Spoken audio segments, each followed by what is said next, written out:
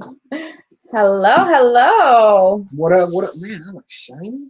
Because you're shining. Man. What's happening? This is Marcella Robinson and my beautiful wife, Nippocorn Robinson. Thank you. Here once again for Blasian Soul Podcast. Welcome. We are here every Wednesday. We try to bring you a little bit of levity, talk about current events, bring on a guest speaker who is a role model, community leader, or a small business entrepreneur to promote them and to show that there are role models in our community. There are leaders in our community. Even though this year has been very trying for the Black and Asian communities, we are here to shed light that we are great communities. We are more than the sum of our parts, and we come to bring you the truth. Definitely. And so tonight's guest is all-in-one, super talented young man. I met him actually in a speak and write weekend thing, motivational speak and write thing, and I was super inspired because he was like at the time he was 25 and my kid's age, and he's like got this business and entrepreneur and all these great things, and he's motivating other men and other people as a motivational speaker, and now he just launched or opened up a food truck. So he'll tell you all about it. So I will bring Jamal Taylor in so he could share with you a little bit about himself and his journey. So welcome, Jamal. Hello, welcome world, welcome. How are you guys doing today? Hey, Pretty good. How are you, man? Fantastic. Awesome. Thank you for joining us tonight. Thank you for having me. Absolutely. So tell us a little bit about yourself, starting from the beginning of your entrepreneurship. Well, great question. So the beginning of my entrepreneurship started, I started door to door. So the beginning of my entrepreneurship, I started door to door working with AT&T Telecommunications. Okay. Actually, before that, I did network marketing. I did network marketing. I was working with a travel company, and we would take 4 or 5 star vacations for 2 and 3 star prices, and we'll pass the savings off to the customers and the members, and we would show people how to travel the world, have more fun, freedom, and fulfillment. So that's where I first got started at. And when I was in that company, I was about 21 years old, and I ended up receiving a residual income and learning just the ins and outs of how to build a team and just success in itself. And so I kind of went away from that business and got into direct sales. And direct sales was the door-to-door telecommunications. And I dived right into it. Actually, my first 4 weeks into the company, I blazed the trail pretty fast, and I started to build a team. And then my CEO was like, "Hey, man, we really need somebody come in and do these numbers. So we want to actually just fly out to St. Louis to see if you can open up a market out there." And we had a couple of other guys with us as well. So we flew out to St. Louis, opened up that market as well. So I worked with that company for about another 2 to 3 years. And then I jumped around a little bit in the same telecommunications industry. And then I ended up getting with my CEO that I'm with now. He's actually my business partner now.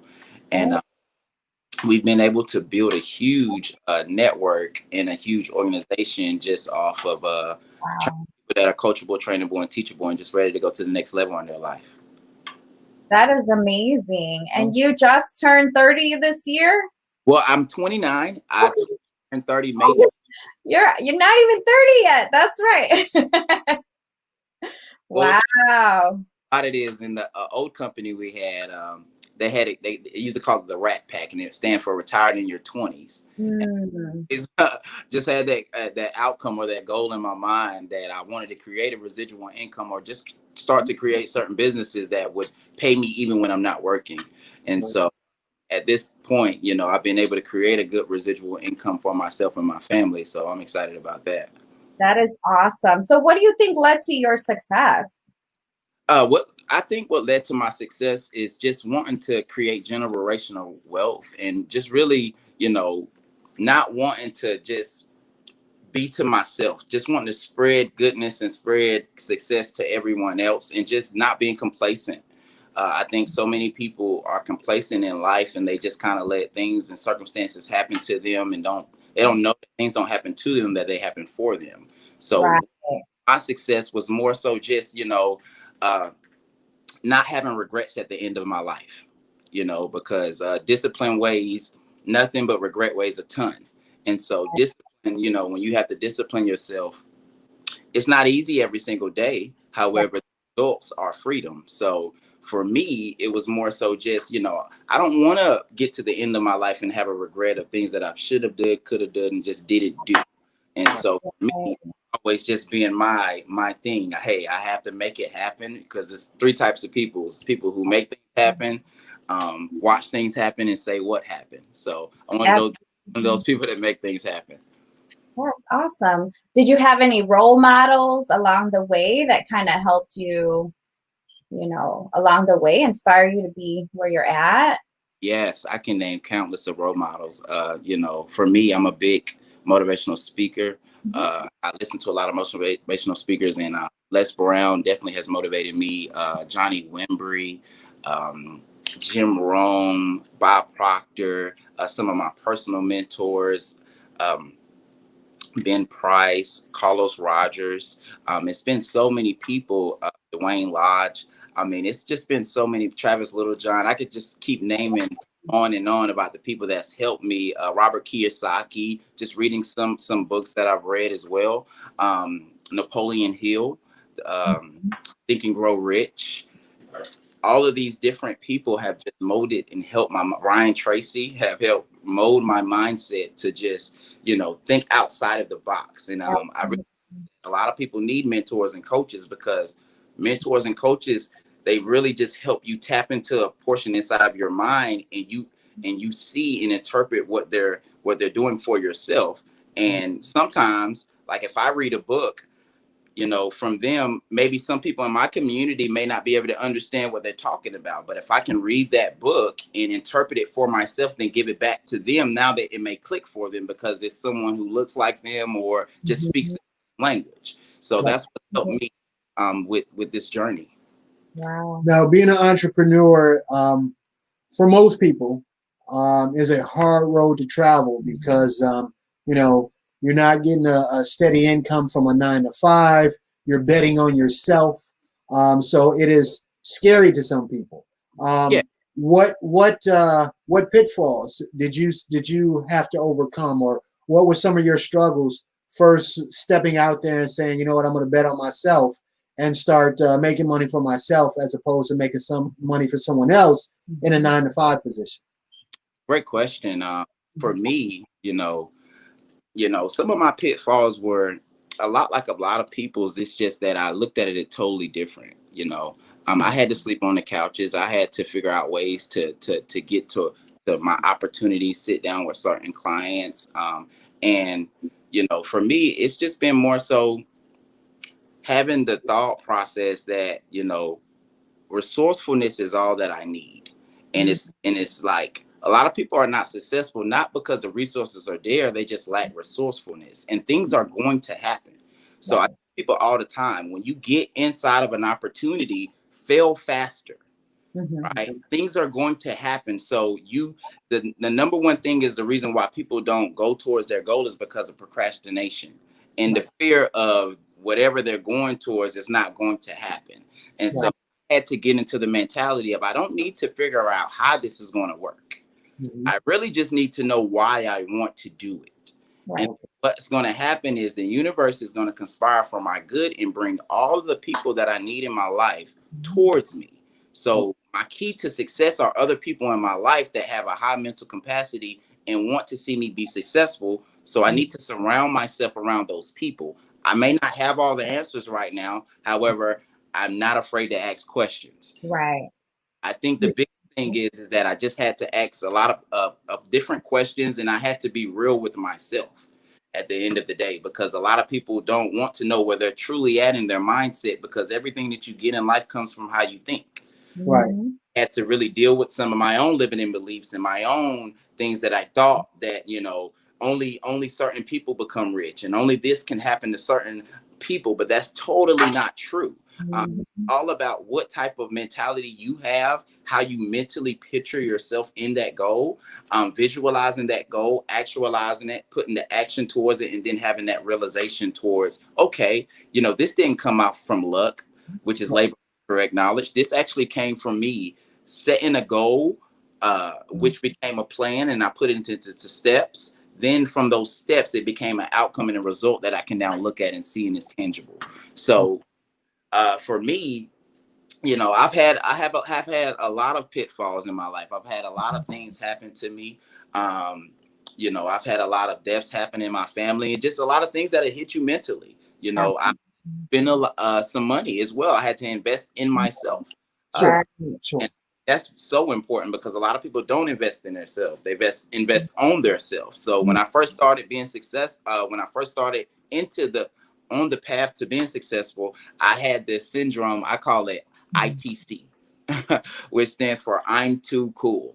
I'm too cool to do that. And, other people, so the biggest thing with me, I had to humble myself, and, I had to just ask the question, how can I become more successful and not reinvent the wheel? There's a lot of people that's been successful in life and just reading the books and doing the things that they already done to show me how to be successful. Makes sense. All right. So you have been successful in your entrepreneurial career, but then you kind of did a shift. Now you are working as far as building up your brand in food, because you have a food truck now. How did that come about? That seems like a diversion from your usual successful tactics. Yeah, absolutely. Great question. So I actually do solar for a living. I help homes, eliminate their power bill from the power company and just produce their own energy. So for me, I built a good career in that.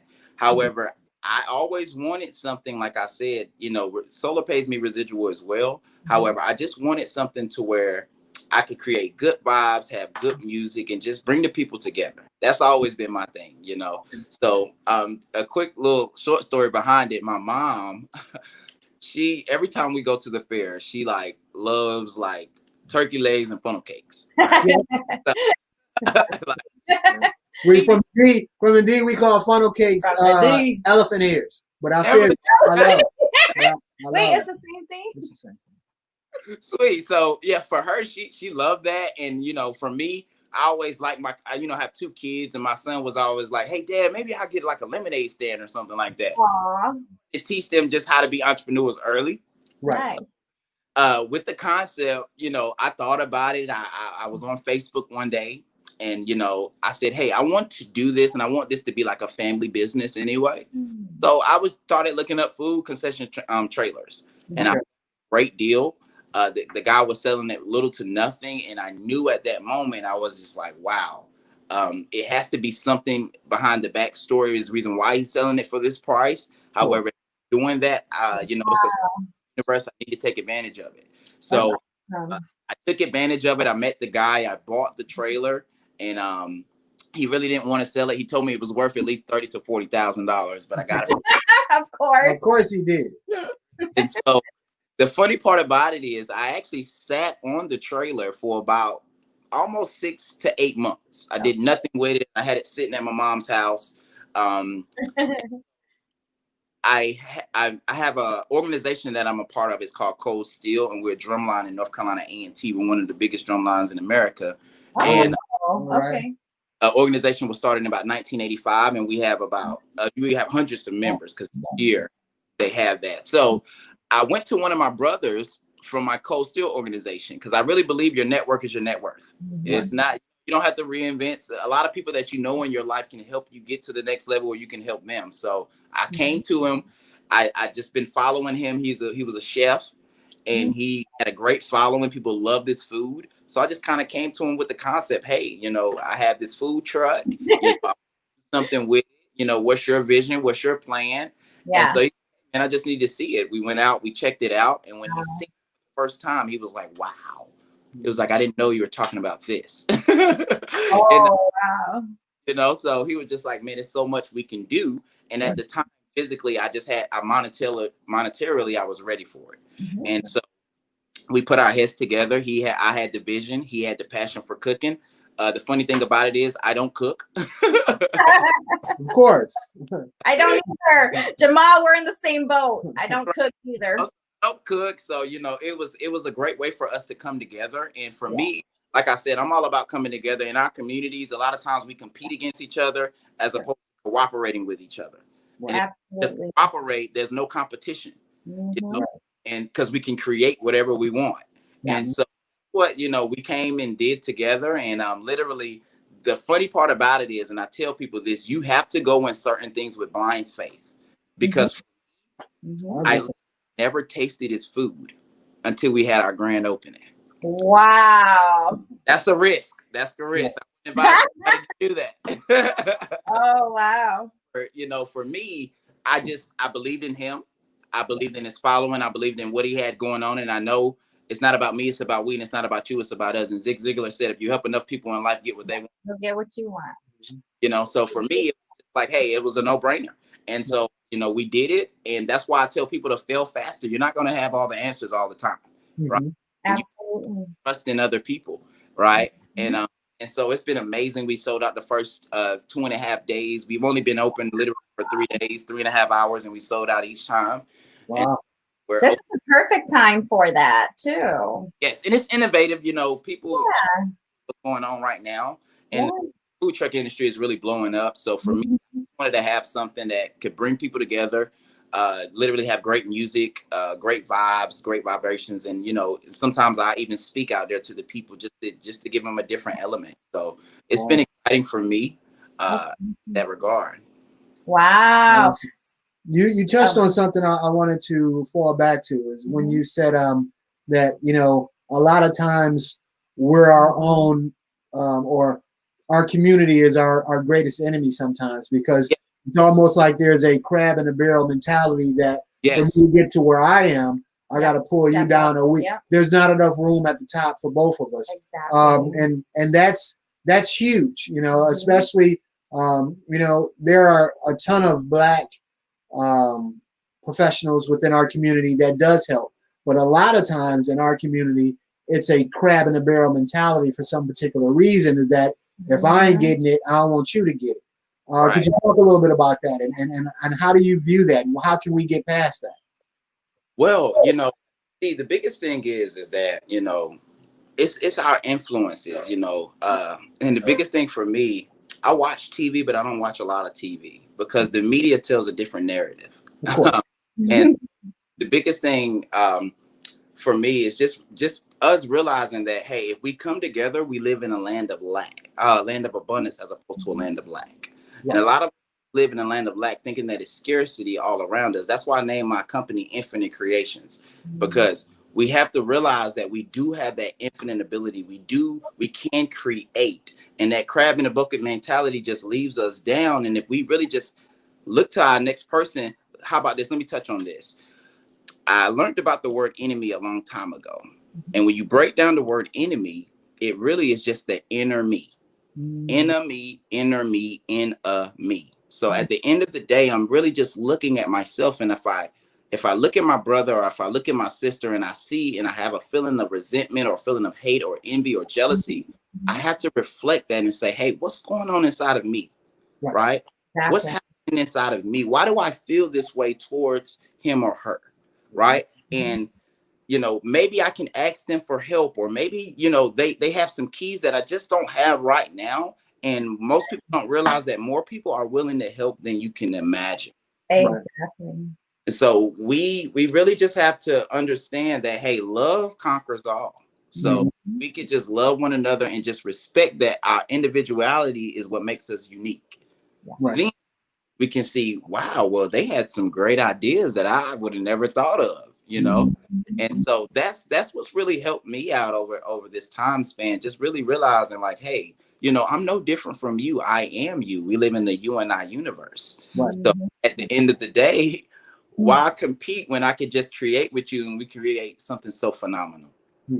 I agree. Amen. Makes perfect sense. Definitely. So tell us a little bit about the truck. What type of food do you have? What's the name of it? give your plug so we can get you some more business. Great. So yes, the food truck is called Smokin Mac. We came up with that idea. It has it's spelled SMOKIIN. When we Okay. really looked at the name, somebody of course has, Mhm. so we had to be a little bit different and innovative. So we changed it to Smokin Mac, and Yeah. we meats and mac and cheese. So Okay. we do smoked brisket, Carolina pulled chicken, lobster, fried lobster, shrimp, surf and Wow. crusted mac and Cheetos bites and funnel cakes. All right. All right, all right. We'll have to come down there No now. doubt, no doubt. So we came up with that concept because we knew that it would be different and innovative. One thing in the South, people love mac and cheese. Like it's probably the most judged dish at anybody's Thanksgiving or Christmas party. So we wanted to just do something different, and we wanted to hone in on one specific thing as opposed to just being scattered. And it's really worked out for us. Over these past couple of weeks. So I'm super excited about what the That's next year. awesome. So what if I have a question. What would you tell someone who has that mentality of, oh, don't get into food, it's too much work, don't get into that business, what would you tell somebody like that? Great question. I would just simply tell them this, at the end of the day, you never know what holds behind the opportunity of the next door that you knock on. So knocking the door shall be opened unto you, and don't listen to other people when they tell you some of the pitfalls that you're going to have to grow through, because a lot of people just project their own issues and their limited mentality onto you. Right. So you have to be the type of person that does not see, certain things that other people tell you about, and you just go out there and make it happen for yourself. Make sure you know for yourself before you take somebody else's opinion, because my mentor a long time ago told me if you take somebody else's opinion, you have to be willing and ready to accept their lifestyle as well. Exactly. That's so true. It's just like somebody that's in a bad relationship giving you relationship advice. Right? Exactly. Right. Do it for yourself first. Make your own. Yeah. Even when I tell clients for solo, they say, hey, I looked at some reviews online and XYZ, and I say, hey, that's why we come out here to sit down with you, to educate you so you'll know for yourself. Right. Taking someone's opinion. Yeah. Yes, that's what I would definitely let someone know. Like, you're not going to be able to know everything. You're going to have things come up and pop up, but it's not about how you react, it's how you respond to those things. And just look to get better every single day. Constant and never ending improvement.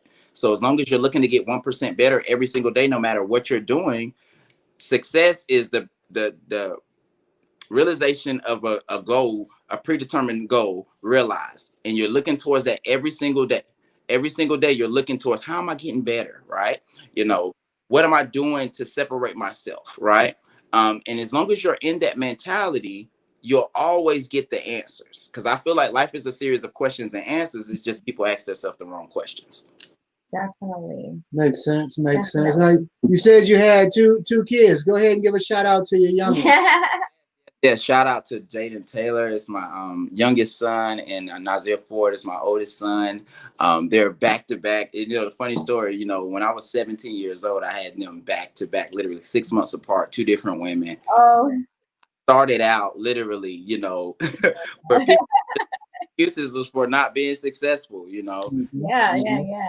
I just knew, like, hey, look, they didn't ask to be here, so I have to make a change. And I'm not only going to make a change, but I'm going to make a difference, and make a huge difference. That's why, for me, that's what motivated me in my younger years. Now, everybody doesn't have children and things of that nature that motivates them, but I always tell people, you do have to find something that motivates you and pushes you to the next level, whether it be family, friends, whether it be, something that you just have a burning desire to do in your life. You have to find something that's bigger than you to take you to the next level, because those days when you don't want to do it, and those days will come up, you have to have that burning desire inside of you to be able to pull something out that most people are not able to pull out. And so those are my two motivating factors for me, and they're still my motivating factors today. That's awesome. Makes sense. Now, do they have that entrepreneurial spirit that you have? Do you see that in them, or do you think that you have to you have to foster that out of, or get that out of them, or do they have it naturally? Great question. For I think they have it naturally.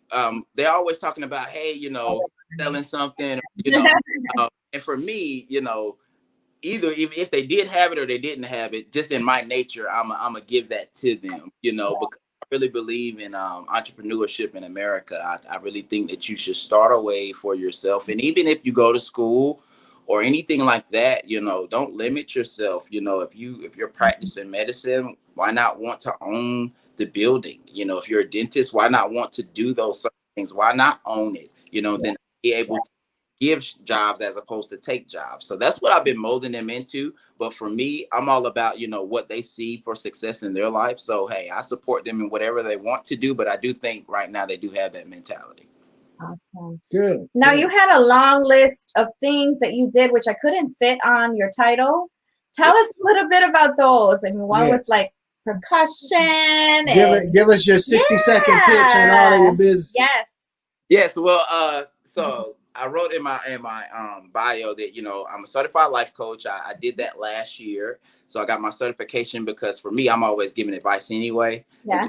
People, so it just made sense for me. I got my clinical hypnotherapist license this weekend. Actually, I was in Atlanta, so I've learned how to tap into the subconscious mind and really just see what makes people tick and why they do certain things in life. So that's always been fascinating for me, and I'm actually about to get my NLP practitioner license. So that's which stands for neuro logistic programming. And so that's always been fascinating for me. In my younger days, I studied martial arts. So from 9 to about 16, I was in martial arts, very, very heavy. I traveled a lot all over, doing competitions and things of that nature. And I was able to get my black belt in that regard. So I'm always still practicing that as well because karate has helped me so much with my discipline in life. That's what I was going to ask. Yeah. So much with that. And then as far as being a percussionist, I started that maybe my freshman year of high school, and I became the drumline captain, and then went on to college to pursue more in that. And it was probably one of the best things that I've done because the organization just that we were able to get a part of is helped change my life dramatically. So that's been cool. And then with the solar, I started that 3.5 years ago. When we originally started, I was just the sales manager, things of that nature. And then we really ramped it up. We've done over 20 million in revenue with our company. And he named me vice president and part owner of the company. So I've been doing it for about 3.5 years now. And with all of this, really, I'm just so humble, with the whole process, I would people all the time, once you set a goal and you set those intentions inside of your mind, you got to know that it's coming. So just accept it when it arrives, and just know that is your reality, and know that you are a beacon of light, and know that you deserve everything that you have coming your way. Now we do have a few of your the ways to get in contact with you scrolling across the screen, but some of the things you mentioned we didn't put up there. So for the solar portion of your businesses, if someone wanted to get in touch with you, wanted to get more information, how would they go about that? Absolutely. Great question. So you could just follow me on Facebook at Jamal Taylor Solar. Jamal Taylor, we're in about 14 different states.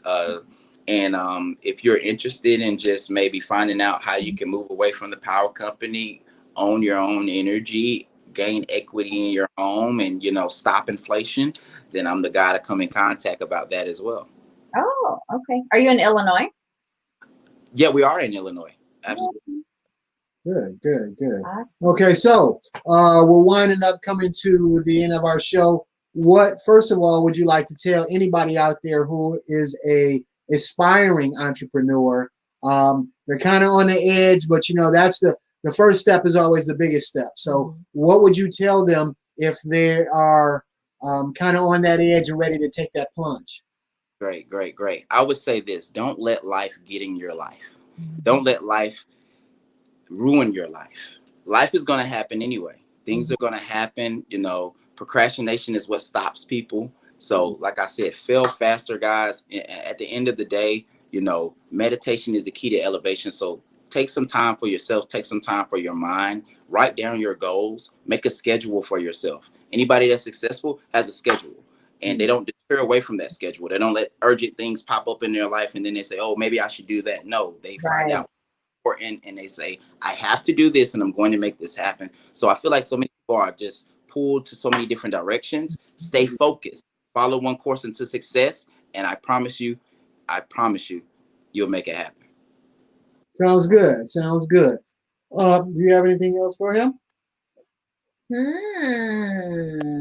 No, I think we've pretty much covered it. Well, thank you very much, man. It's awe-inspiring to have somebody so young have a goal, follow his goals, and not be deterred.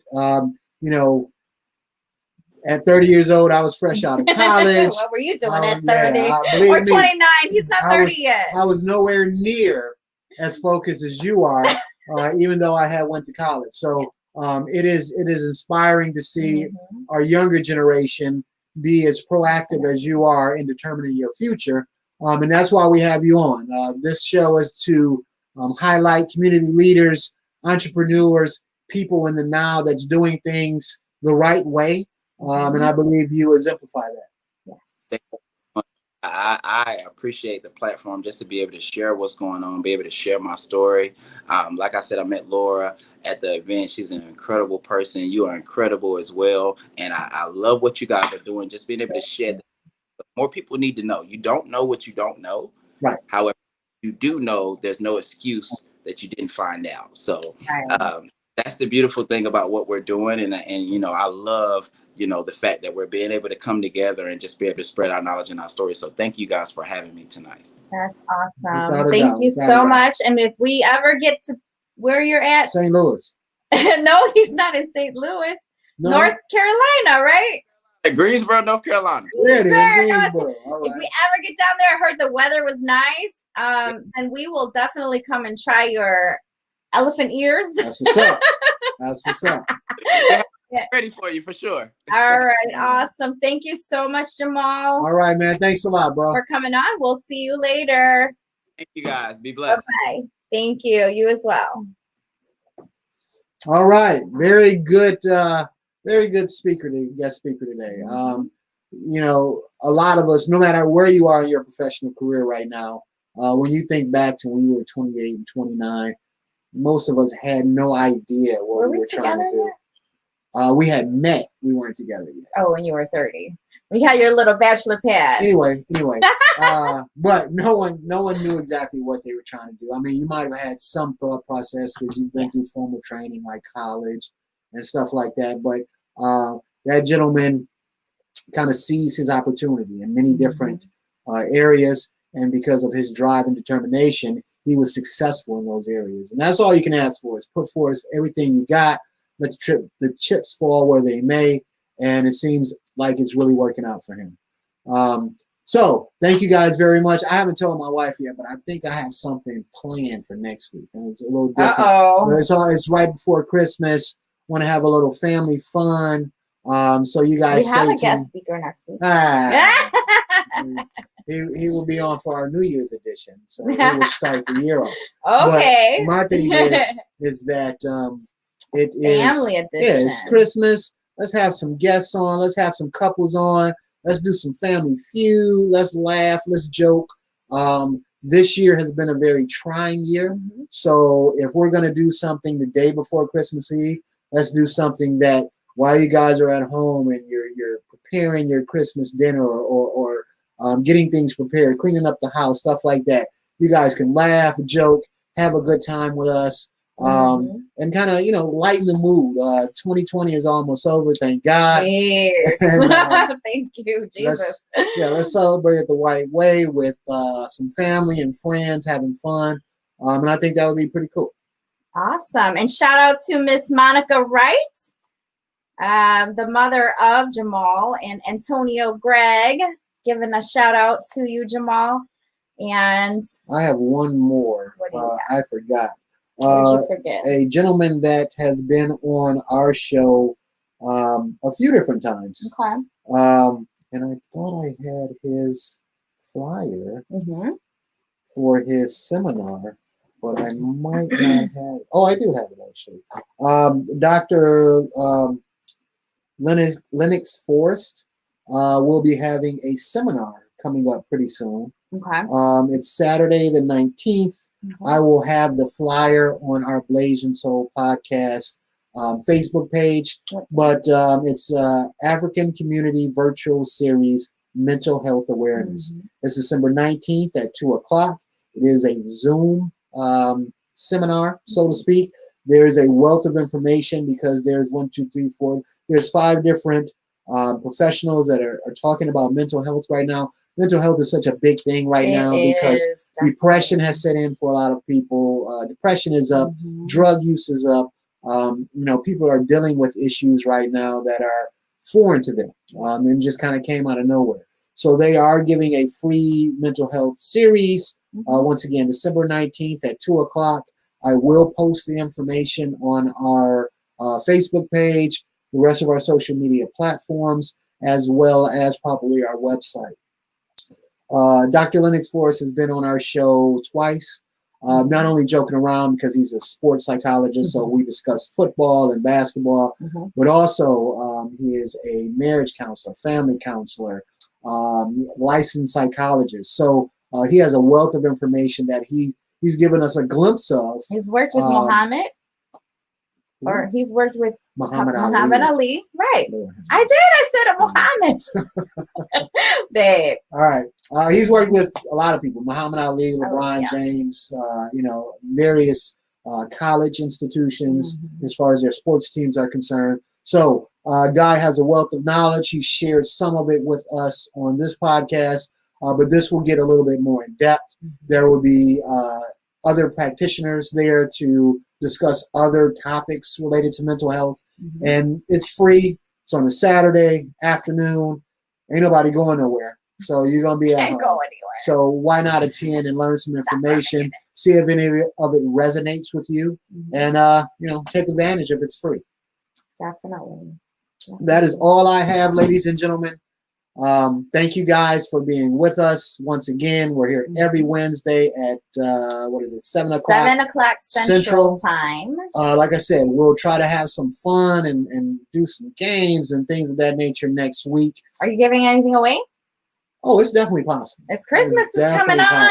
Definitely. We'll see. It's definitely possible. Let's see the response we get. Okay. I might pose a question or two, and if we get an answer before Wednesday, we might dole out some cash so that a couple of people can get a couple more Christmas gifts. If you gentlemen have wives, then you got to cough up that money during Christmas time. I have kids as well, so and grandkids. Oh my God, and grandkids, my baby girl. But thank you guys for joining us again. Definitely. We will see you guys next week. You have anything else for them, sweetheart? No, thank you for your support. I'm shining. What's wrong with that? It's okay to shine. Really shining. I am too. Anyway, all right, guys. Thank you. Thank you very much for being with us, spending some time with us, and we will see you next week. Yes. Peace out. Lock on. She always say that.